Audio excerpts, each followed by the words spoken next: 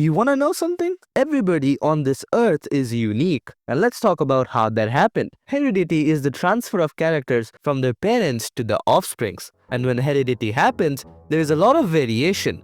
Why do we need variation? Well, variation helps us to adapt to our changing environment. We need to survive in the environment, and variation helps us to do that.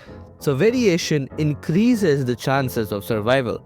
Now let's talk about the father of genetics, aka Gregor Johann Mendel. His experiment with garden pea plants along with his inferences constitute the foundation of modern genetics.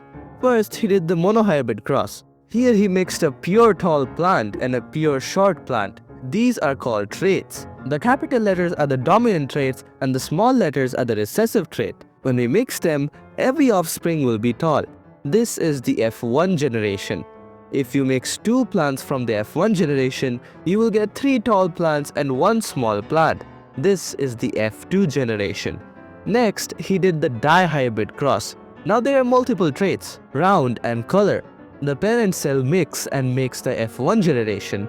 Then if we mix two F1 generation, we get a table of 16, which is the F2 generation. Here you just have to match what goes with what. Common graph knowledge. And you have a new cell. The cell will always show the dominant traits. From this, Mendel figured out that if we mix two parent cells, they must have similar gene to show in their child. When two parent cells combine, they will restore the normal number of chromosomes in the progeny, and this stabilizes the DNA.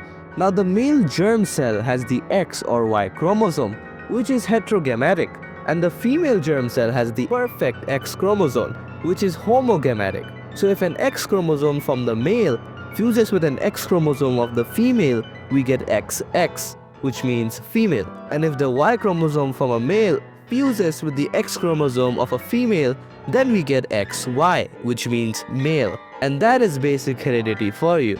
Thank you.